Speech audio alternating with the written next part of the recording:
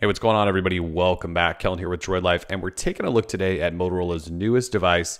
This is the Moto E. So it was announced last night. It's another device like the Moto G that's built for emerging markets. It's supposed to be ultra affordable, and it is. It's $129 without a contract, comes in white or black, and you can buy it either on Motorola's store or from Amazon today. So yeah, announced last night. It's available today. Crazy affordable. So if we open this up here, you can see I've got the white model. Again, it comes in white or black.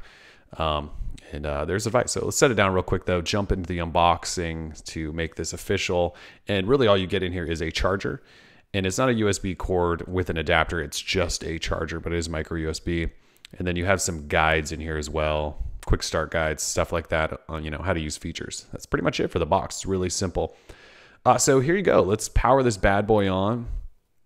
And while that's happening, let's talk specs. So you've got a 4.3-inch QHD display. That's little Q, not big Q, which is 540 by 960 resolution, 256 pixels per inch.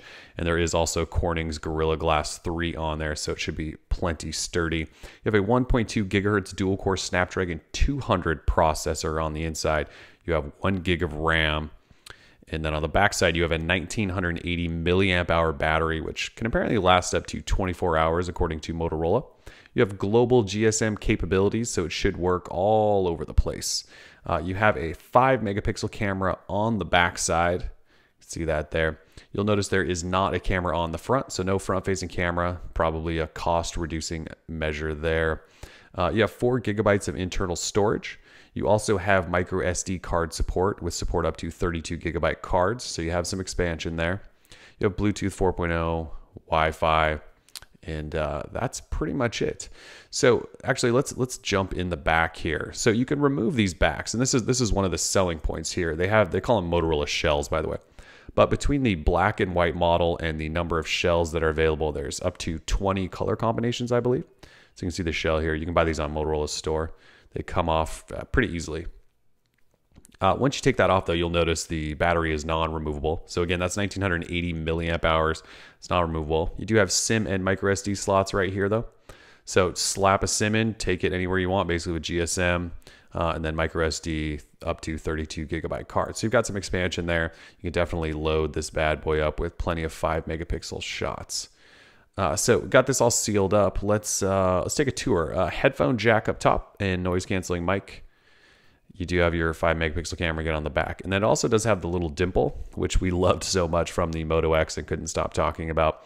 On the right side is your power lock switch and volume rocker. If we flip it over here, you have nothing on the other side. It's completely smooth. On the bottom is your micro USB charging port. You'll notice there's no mic there, so I'm going to assume the mic is embedded under this metal sort of band here.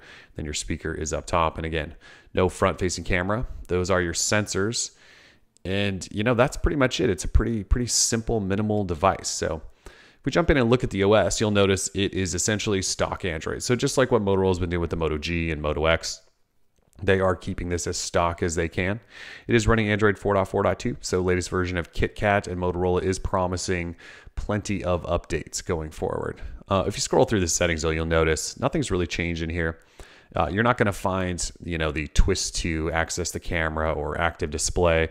The Moto G doesn't have those either. Those are Moto X flagship features. But if we do jump in the camera, though, it's somewhat similar. You can essentially tap anywhere, and that will take a photo. You can also swipe around to get to the gallery and settings and things like that. So regular gallery. And so in that sense, it acts just like the Moto X or Moto G.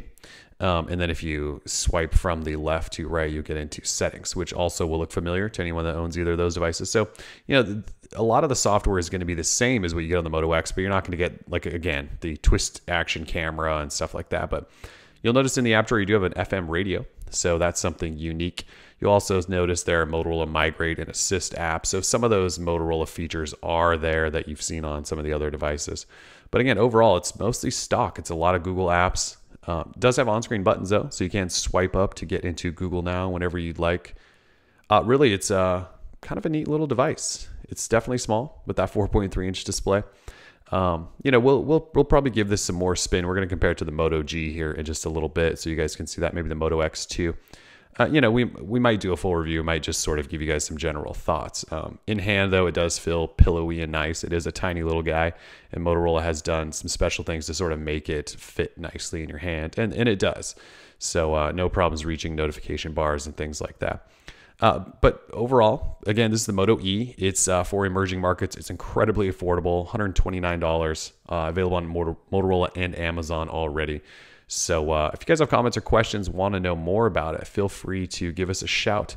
For now, we are Droid Life, and we're out. Peace.